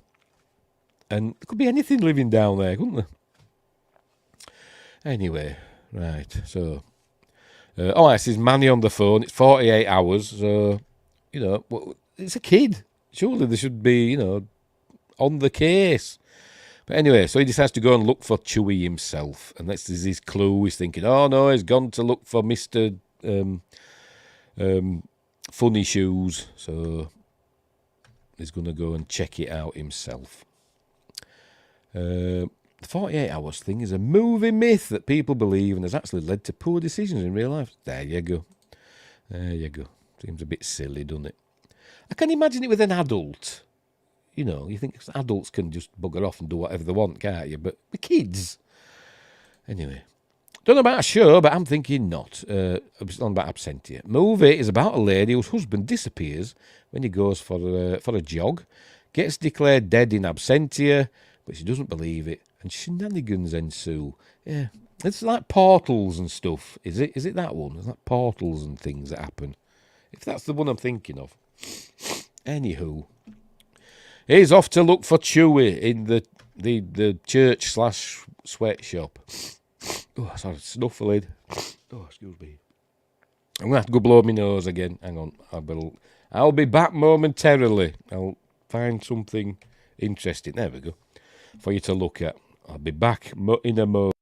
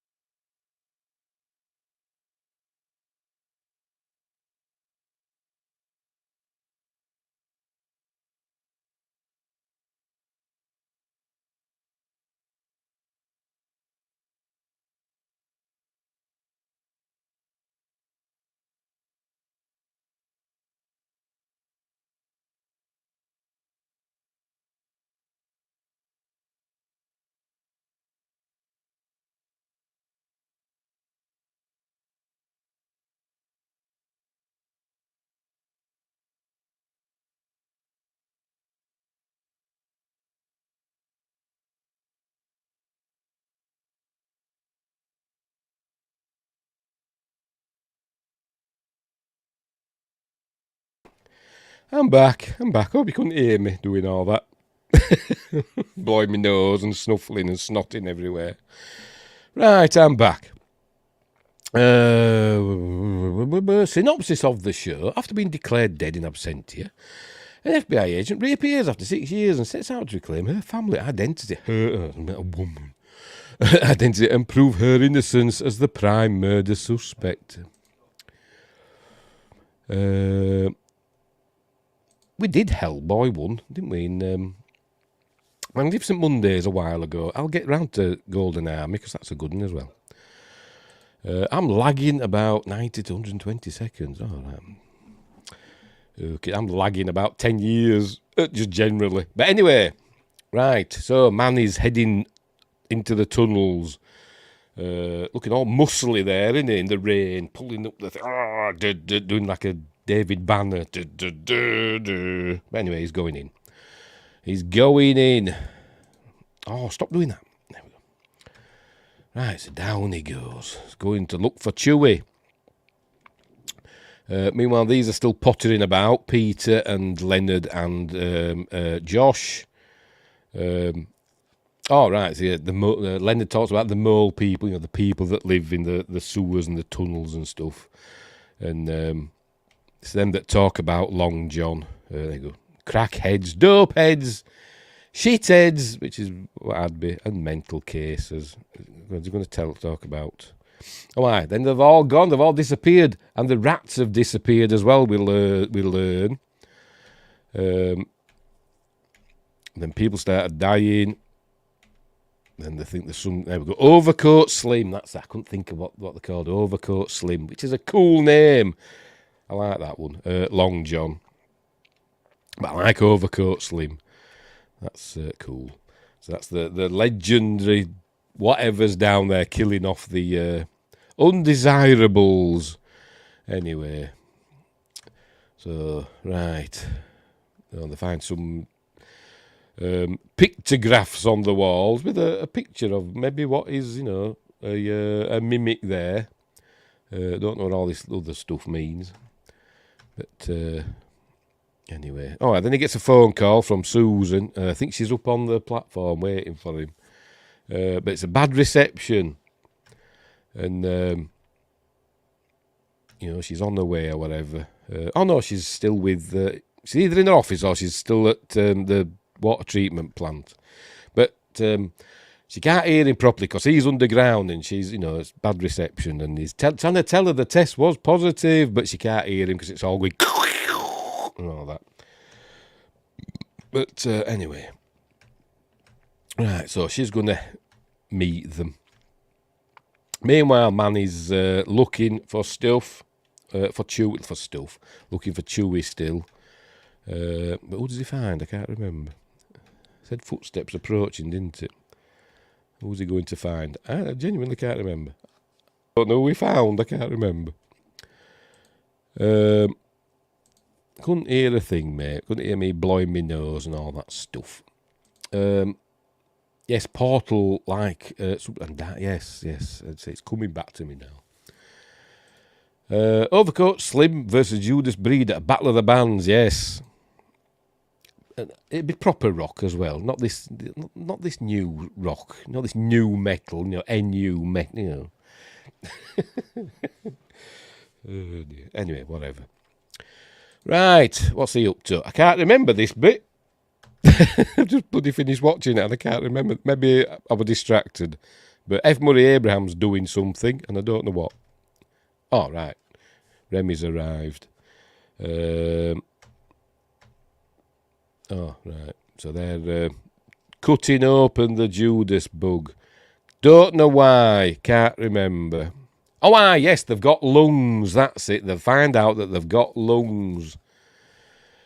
Not a Five Finger Death Punch fan. No. Unless it's in Kill Bill. But not the band. I couldn't tell you. I don't even know if I've ever heard anything by him. Anyway, as I said earlier on, before this came on, I was listening to a bit of Ozzy. Actually listening to Ozzy and Lemmy singing Hellraiser. So I was listening to that earlier on. A bit of Dorothy. What else? Reckless Love. What else did I listen to? I can't remember. That's more my bag. Anyway, so they find that they've got lungs. Insects aren't supposed to have lungs, but the mimics do, which is why they're so big, apparently. Right. So she's on the platform waiting for Peter. Should mesh this with the Relic and Reliquary books with the underground fun. Don't know. I've seen the Relic film, but not read the books. And Joshua Diggs, Five Finger Death Punch. I wouldn't know him if I passed him in the street. Anyway. Right, so they're still pottering about, looking for clues. Ceiling. Yes, they do. There we go. They find some poo on the ceiling. And this is where Leonard gets all angry. Because they're saying, don't ask me if I've ever seen anything like this before. There we go. Do I look like I've seen like this before? So he gets all sweary. There you go. So that's amusing. They will learn that this station's going to be closing in 5 minutes. So he's supposed to be trying to get back up to where she is Peter, but he's obviously delayed because they're deep inside the tunnels. So she's waiting. She's looking at some of the Polaroids that she's got of the bug from the water filtration plant, and this is where we get a clue as to their mimicking abilities. She notices. There we go. She's going to fold photos in half. There we go. And hang on. Get a brighter. There we go. She folds it in half and then see, oh, look, it makes like a human face with maggots. Sorry, maggots. Okay, I need to head out. Shall we listen in the car? My invaluable distractions will cease. Okay, well, take care. Don't be listening too hard. Put some music on. You don't listen to me in the car. Bloody hell. Anyway. Have fun. Have fun in your evening. Right. Where were we? Yes, so we're seeing that this is how they mimic the people. So we're going to see one in a minute. Everybody's sodding off. Say, come on, Peter, hurry up. She's leaving it till the very last minute. Then we see the shadow emerge. There we go. She thinks it's somebody walking, into the station, and I think she asks, "Do you know when the station's closing?" or something like that. Oh, right, she's asking the time. That's it. You know the time, sir. But then we see, can't you tell it's a bloody monster? But we see that it's not a person. She realises now that it's not a person; it's a mimic. And then we get some not great CG. And for some reason, the film goes all grainy for some reason. I don't know why. Anyway, the animated video for Lemmy and Ozzy's Hellraiser is amazing. Yes, that's what I was watching. I'm watching it on YouTube before this came on. It is cool. Dear. Dear. Right, as usual, books are greater than movies, but I do enjoy the Relic movie. It's another one. I've seen it, but it's been a long time. She's just walking out calmly, but there we go. We get us a view of it unveiling itself. Not the best CG. That's what it'll do. I think it goes to that crappy, not really slow motion, jerky slow motion. It goes all grainy as well. For some reason, I don't know why. Well, did the CG? Did they not render it in high enough definition or something? So they made it grainy to hide it a bit. I don't know. But anyway, so it reveals itself and goes to get her. And there you go. It's flying after her and carries her off into the tunnels. Dun, dun, dun. What's going to become of Susan? We will see. Charles Dutton was the cursing dude before Sam Jackson took it. Yes, he was in this one. Oh dear. So Susan's been taken. That's Josh getting some more poo. I'm not going to spend my life looking into people's open mouths. I don't want to be a dentist. I swear, Leonard says he's never been this far down in the tunnels. As I said, that hundreds of miles of these tunnels under these big cities, and there could be all sorts down there. Whole civilizations. Have you seen that film, that British film, Deathline? Mind the doors and stuff like that. That's a good one. Another one they called Creep, which was kind of a remake-ish of Deathline. Not Creep, the found footage one. A film called Creep about a killer / whatever he was on the subway. I think it was in London. Starring that German woman, I forgot her name. She was in the first she was in the first two Bourne Identity films. Bourne films. But anyway, right. So, there we go. They've got the stuff. Right, so Peter's happy they can go now. But then something goes wrong, and they're standing on this platform, and it all collapses. Here it goes. And so they're stuck down there now. There's no way back up, apparently. So Josh is going to go for help. There you go. He's going to throw down the, what do they call them, glow stick things, and going to go get help. And he does these instructions. Take the first one, it goes like, first to the left, then right, then left, then left, then right, and all that. Super long instructions. But anyway, and he writes it on his hand. But so he's going to go get help. Oh, and Peter's broken his glasses, look. It's really annoying when you break your glasses.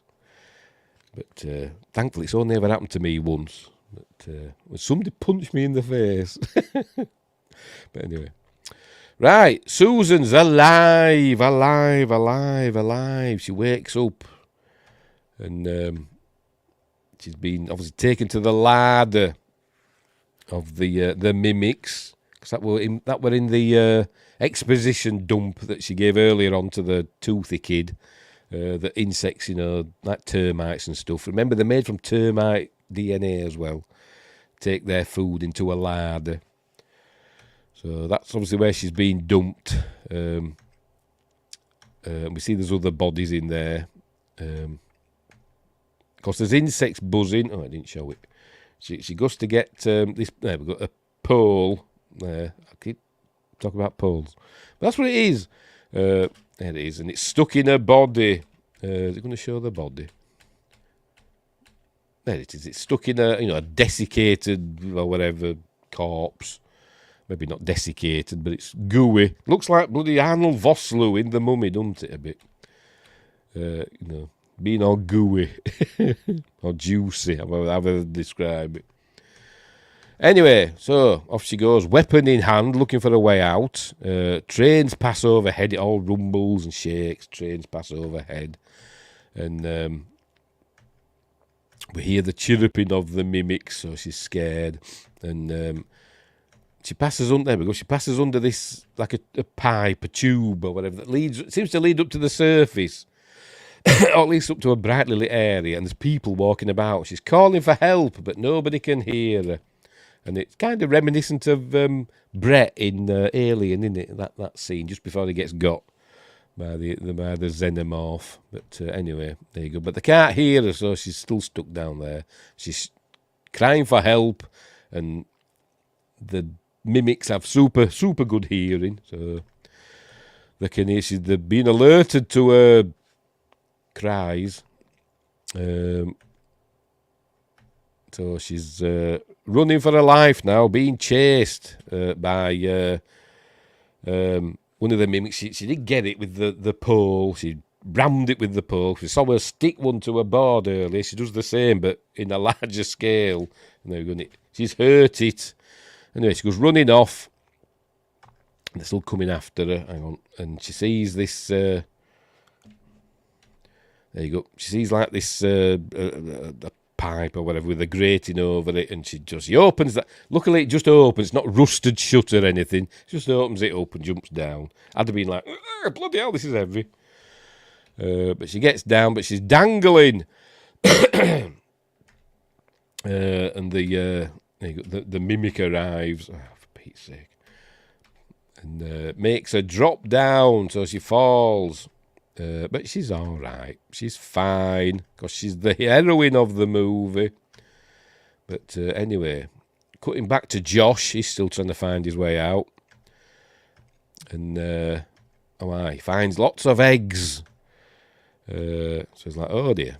But then there's a mimic there, so he's got to run for his life now. But he gets through this narrow gap here. And he finds like a hatch that he can climb through. There we go. Finds that hatch, so he gets in there. But the thing grabs hold of him. He falls back down, and then he jumps back up. And the mimic, you know what I mean, grabs hold of him. So he's got hold of a electrical cord he's in the sweatshop, because we see one of the we saw that they were making jackets and stuff with like these patches on, and we see one of the patches on the floor, and a sewing machine, a Singer sewing machine. But anyway, he's trying to pull himself out, but he gets got. Blood spraying everywhere, and then we see all blood come out of his mouth. There we go, a Singer sewing machine. My mum used to have a Singer sewing machine. A really old one. Don't know what happened to it. Anyway, all blood comes. There we go. Josh has bought it. So that's the end of Josh. So help's not coming. Meanwhile, I forgot about the name. Susan. Susan's still waiting there, and she hears a noise, and Manny appears with his lighter. Must have a lot of fuel in this lighter that he's using.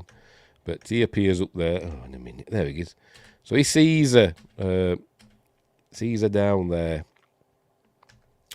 So, anyway, back with Peter and Leonard. They're wanting to get out. Obviously, they find an old subway car.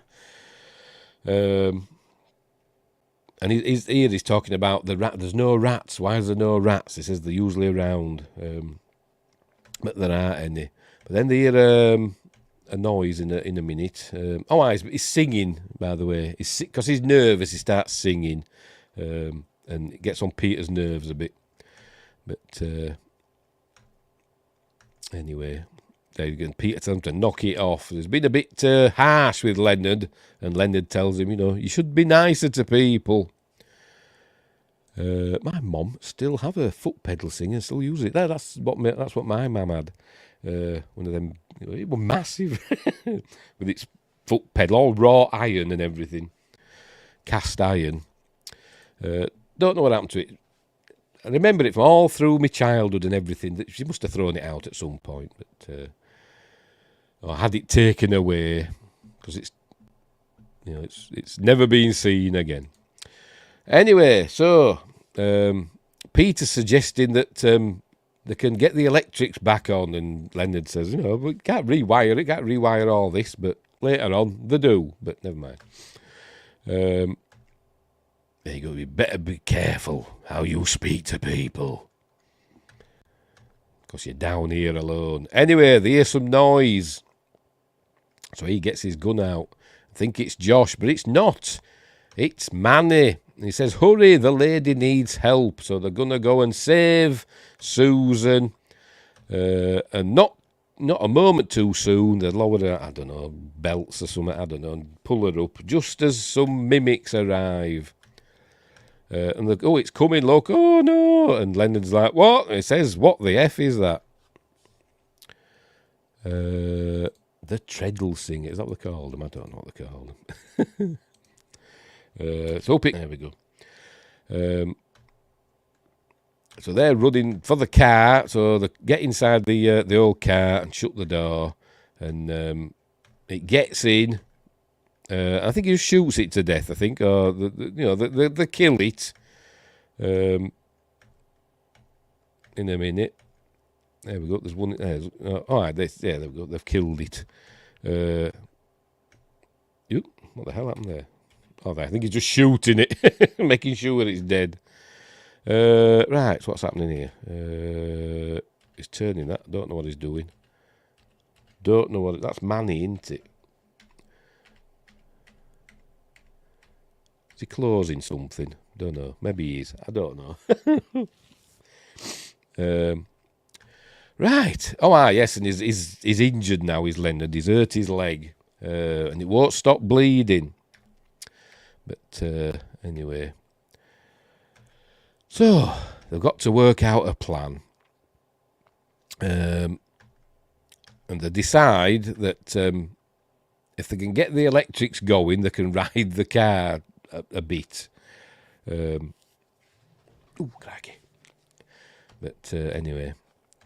It's where we learn that they've got lungs.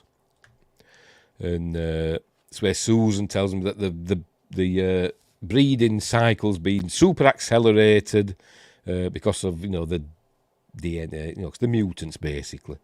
So they've done, like, hundreds of thousands of generations of these bugs in, like, 3 years. But anyway. So, as F. Murray Abraham said, the world is a big lab. And he says, how come... where is it? There we go. How come nobody's ever seen it? And this is where she says, I think we have, because they've always been there, shadows, see out the corner of your eye, probably a mimic somewhere, in the metro or whatever. They're there, but nobody notices them. Because they mimic people, but not really that well, are they? You'd be thinking, what the bloody hell's... This is where, I don't know this part, but while they're in there, this is where she learns that got these glands that secrete this secretion. That if they rub it all over themselves, the other bugs will not bother them because they'll think they're the same. So there you go. Like in Walking Dead, where they cover themselves in guts and blood and stuff, so the zombies won't get them. That's another example of she's showing them how it mimics people. You know, with its carapace that looks like a face. There you go. You know what it kind of reminds me of? Freddy Krueger, doesn't it? I wonder if it were based on, Robert Englund's Freddy Krueger. It does look like him, doesn't it? I think it does. So there. Anyway, so got to work out what they're gonna do now. Oh, and I think he tells. I think Peter tells Susan that that the tests were positive. I think he tells her now. Manny's obviously still worrying about Chewie. I think Leonard said your kid's gone, and Peter's saying, "Hey, shut up." What's happening there? Was that always there? It must have been. Oh no, it must have come through the window just then, just as he said that. Did it? Yes, it did. Yes. So they're being attacked again by creatures. It's a bit Resident Evil-y. But maybe, I think, Resident Evil 2 might have stolen some of this, because this came out before Resident Evil 2. I think Resident Evil 1 might have been out when this came out. Resident Evil 2, there's a part in like a train car with creatures, monsters, spikes and stuff coming through the walls, isn't there? Anyway, what they got to do? Can't remember. That's why they're attracted to it, because of Leonard's injury. They're attracted to the smell of the blood, because they've got super ace hearing and they've also got super ace smell as well. We learn. So it's the blood they're attracted to. So this is where she's going to smear them all in this gooey stuff. There we go. There you go. Rub it all over yourself. So it's all disgusting, but and they're rubbing it over the car, and it works for a while. They're sod off again. Right. So they've got to work out where they are. Luckily, they've got plans to look at. So they've got to get the power on.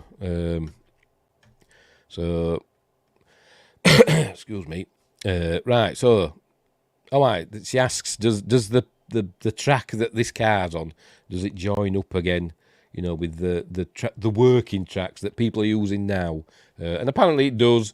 So they've got to get the power on and then also get to the switching thing to make the track join in or join up or whatever with the working track. But you wouldn't think it would you? Think they'd have blocked it off, wouldn't you? If it had not been used for like decades, you think it'd be blocked off, wouldn't you? But Anyway, whatever. So they decide.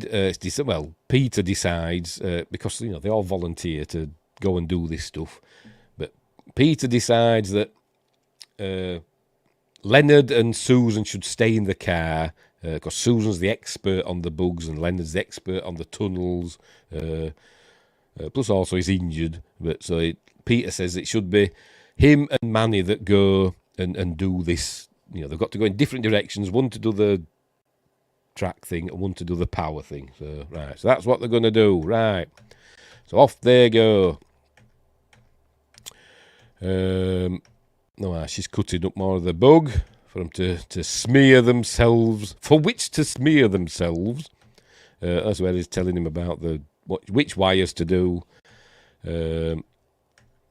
Right. So off they go to do their stuff. So try not to sweat because the sense chemical changes. Right, so Peter goes one way, Manny goes another, and luckily Manny finds Chewie. Pretty quickly, to be honest. But this is Peter. There we go. He's heading to the electrical stuff, high voltage with things and stuff. So in he goes. Says, I've got to rewire this stuff. I'd be like, I don't know what I'm doing. That's what I'd be like. Green, blue. I'd be like, oh no. By the way, he's working with one eye as well, by the way. 'Cause remember, his glasses broken. He popped out the broken lens, because there's nothing more distracting than having the broken glasses lens. He's popped one out, so he's basically working with one eye. And I forgot to point it out. When he popped it out, he closed one eye to look at something, and he closed the wrong eye. But anyway, never mind. Right. Oh, yes, he comes across a bug. We hear a breathing noise. Because now we know they've got lungs. We hear a breathing noise, and there's Freddy Krueger staring at him. But it doesn't realise he's a bug. It doesn't realise he's a human because he's smeared in the gooey stuff. So he's safe for the moment. There you go. Whew. So he's... I'll be sweating. Right, he's going to find Chewie. There we go. He finds Chewie, who's fine. But Manny's not going to be fine for much longer. This is where she's asking about, do they come out at, Grand Central and Penn Station. So that's their way out. It's also the way the bugs can get out as well and set up colonies elsewhere. A bit like Them, innit? The film Them about the giant ants. They ended up in the sewer system in LA, didn't they? But anyway. Right, so he's... there you go, sparking. He wasn't welding. It looked like he was welding then, didn't he? But he wanted. He was he's connecting the wires and doing his electricing and stuff. Right. So she's saying if they catch the male and kill him, there'll just be one fertile male, and kill the male, then, there won't be any more. They'll end with this generation. But life finds a way, doesn't it? But anyway. Right, so he's saying to Chewie, come here. And Chewie's obviously, a bit nervous, even the clicking. Friends, leave the kid to die. Sorry, it's kind of creepy anyway. I know he's special, but I'm allowed to say because I've got a special needs kid who's 30. 31, actually, but never mind. Who's counting? There we go. He gets got. Manny gets got by... Overcoat Slim, and it takes him up into the, much like Alien, takes him up into the whatevers, and we hear bones crunching and him screaming and all that. So that's the end of Manny, and Chewie's just watched his father/grandfather/primary carer pass away. Right, so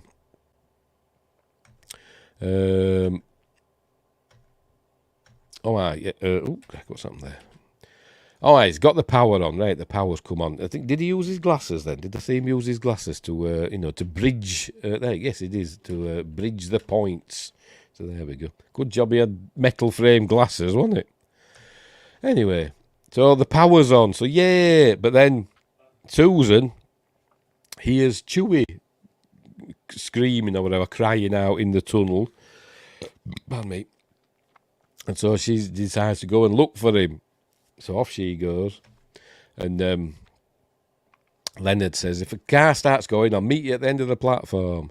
But anyway, she finds Manny's rosary there in the blood, so she knows Manny's caught for it. And then she also finds Chewie. So she's got to save Chewie now. So he goes with it. Won't go with his own dad or grandfather, whatever the hell he is, would he? But he'll go with her. Right, so he gets that train going, I think. I think it's going to move. So he's going to head back for the carriage. Yes, it's moving, look.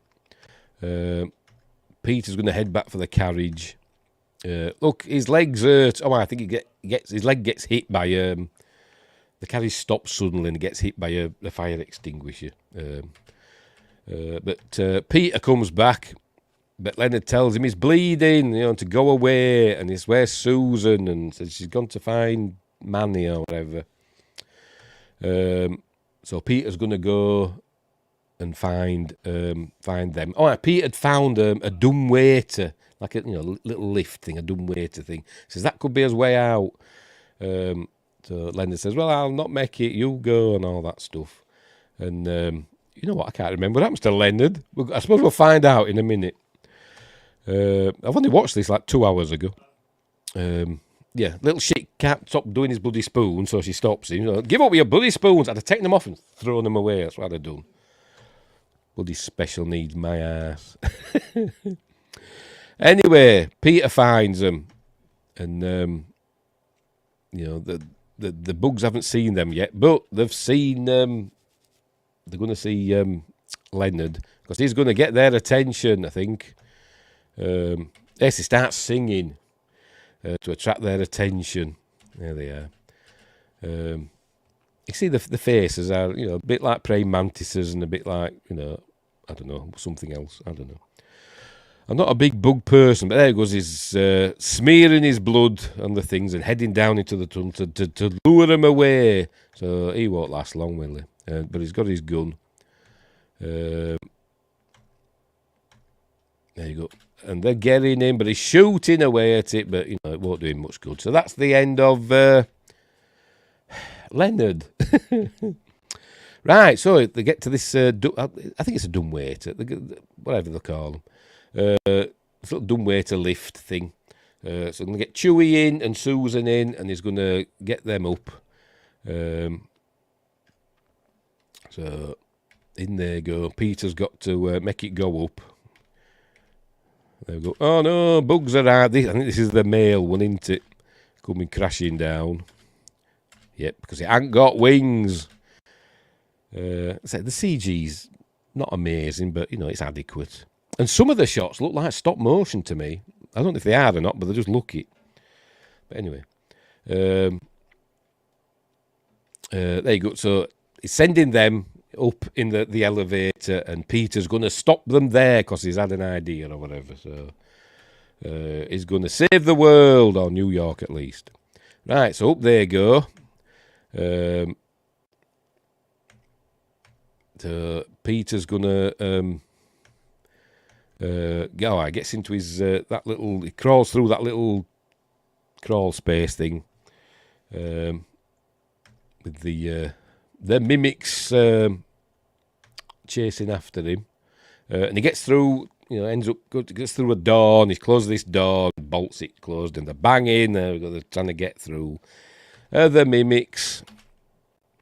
They get to the next level or whatever, and.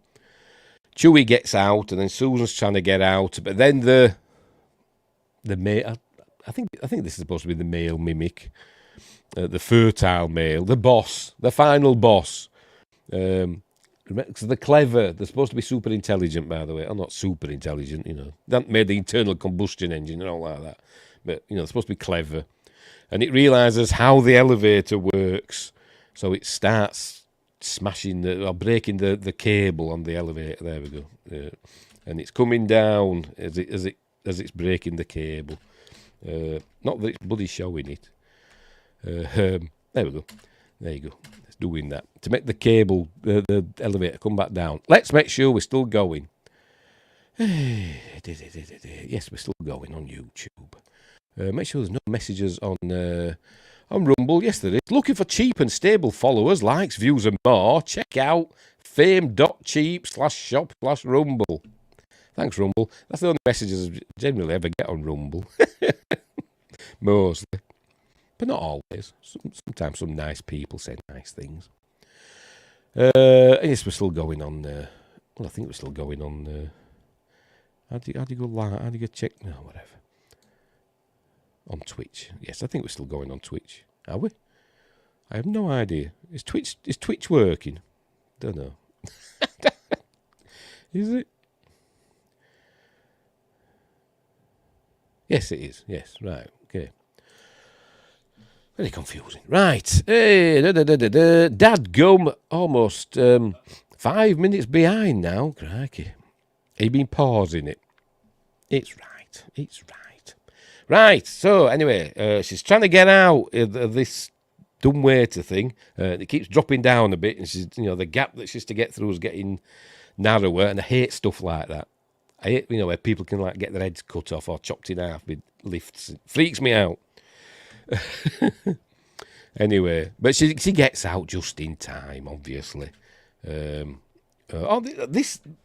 might be one that I thought, is this stop motion? It's not. It'll be CG, won't it? But I think that looks very stop motion-y. Maybe deliberately so, I don't know. But anyways, she gets out and Peter's trapped in this room.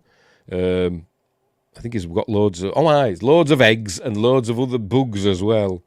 They go chirping noises as we see loads of eggs, and he looks up and they're all hanging from the ceiling. They're all the bugs. But he has an idea. He sees there's gas pipes and stuff and valves and all this. And he's got his good old Zippo lighter. Or is it Manny's lighter? I don't know. But he's got that lighter anyway. So he's going to, he has an idea. So he gets this, whatever it is, some sort of tool, and starts smashing the gas pipes. Good job there isn't a spark, but he needs a spark in a bit. So he gets all that going. Oh, there we see all the other bugs dangling from the ceiling in, not very convincing. Looks a bit even, doesn't it? Each of these is the thorax and abdomen and stuff of a bug. Anyway, and his lighter won't work. Look, oh no, the room's filling up with gas, by the way, and his lighter won't work. So he's, oh no, and he drops it. But then he sees there's water underneath this grating. So he pulls the grating up, and then he has an idea. He has another brainwave. And there it's gone in there, look. Gone in the water. So he has another brainwave. He uses the tool, as they're all gathering round him, uses the tool to create a spark. Good job it's a spark-like material. There we go, create a spark. Blows them up. Don't blow him up, because he jumps in the water. There you go. Why ain't he blown up? Don't know. Did he, like in that 1 millionths of a second, he leaped into the water when the spark arrived? Don't know. He's fine. Right. Oh, she gets... it's all blowing up, by the way. Everything's blowing up. It's like the end of a James Bond film. Look, it's all blowing up. Hopefully Chewie's not being blown up. The ant is fine as well. But up on the streets, look, everything's blowing up on the streets above. It's mass chaos. New York or Manhattan. I think it's supposed to be Manhattan, isn't it? Because in the film she says they don't want them to get off Manhattan, the island. Maybe that's why it were really walled off in 1997 for Escape from New York. Watch it on Monday with me. So Escape from New York is also in the Mimic universe. Anyway, whatever. See, all the manhole covers are all blowing up. All lag, no pauses. Never mind. Time is an illusion. Where are we? So, it's all blowing up, and it's all fun and games, and probably people are dying left, right, and centre, and bursting into flames. But apparently, it's done the trick. The day's been saved. Chewie's all right. But no, it's the final boss has survived. There he is. Again, not super convincing CG, but never mind. So they've got to deal with... deal with him, and it wants to get Chewie for some reason, but she says, you will not hurt him, and I actually thought she was going to say, get away from him, you son of a bitch, or something like that. Should have done, shouldn't she? Ripping off aliens. But it's going to go get Chewie, look. So she cuts her hand. I think she's still got Manny's crucifix rosary thing. So she cuts her hand with that to get the blood flowing. And she said, oh, look, I've got blood there. Ah! And it smells the blood. It's all burnt, look. So it's not without injuries. So it's going to go after her. So she goes running. But there's a train. No, she don't go running. She's playing chicken. The train's coming. So obviously on the up on a line that's in use now, obviously. The train's coming, and there we go. It hits the bug, and she jumped out of the way just in time, obviously. I hope Chewie did as well. You know what? I wasn't actually paying attention. Shall we see what happens? Oh dear. Does she go and grab Chewie? Panting. I'm hoping Chewie's got off the track, because she did. Chewie was stood in the middle of the track. I'm hoping he has. He's fine. I thought she was going to grab him. I thought she was running and she was going to grab Chewie, but she didn't. She just saved herself. Sod the kid. And I think, is that dead now? Yes, it's in bits now. Is the bug? And there's Chewie. He's fine. Still got his spoons. Right. So, and then we cut to we're up on the surface now. They've got up there now. Film crews are there. TV news and all that. And we see F. Murray Abraham is talking to Susan. In a minute, there he is. And he's telling her, obviously, teams have been down. It's all burned. All the Judas breeds are all dead and that. Nothing could survive. And she says, not even one of us, because she don't know what's happened to Peter. She don't care about Leonard, obviously. So far as she knew, I think Leonard was fine. But anyway. What about one of us? And he's saying, I'm sorry. So she thinks Peter's dead. So she has a nice bit of snot coming out of her nose in a minute. A bit like me. Is it going to show it? There we go. So she starts crying. I mean, see, isn't it? She's got a nice dribble of snot out of her nose. There we go. That was me. That was me like 10 minutes ago. I think they thought about a line similar to Ripley's, but changed their mind. I bet they did. I bet it went in there originally. Get away from him, you son of a bitch, because it's the male, innit? Anyway, so she thinks Peter's dead, but then he's all right in his Chewie, shiny wire, and but then his, I don't know, something has attracted Chewie's attention. He goes over to the subway entrance. There, so he's looking down. This will get as first inkling that they're leaving it open for sequels. So he's looking down, and amongst the throng milling about down the stairs. There we go. We get a little hint that there's a mimic down there. Look, he sees it. I think she sees it as well. There it is. That's it's obviously one of the bugs in it. But, you don't see it for long enough. That's how I paused it. You just see it for like a fraction of a second. But then, he says, mountain boots, size 10. There you go. And Peter arrives. He's safe. Looking like Charlie Sheen for some reason. I think he looks like Charlie Sheen in that shot. But he's okay. He's alive. Yay! So they're all happy. And he's saying something. I don't know what. And he's all happy. So they have a kiss. We're going to have a baby. And send Chewie off to some foster home. That's what you should do. But I think thinking that, they're leaving it. Oh, Chewie's going to stay with them. I'd have sent him off to a foster home because I'm evil. Right. And that's the end of the film. Yay. Done with. Yay. A good film. I like it. I don't think it's the best film ever made, but Guillermo del Toro was one of the voice performers. I wonder which voice.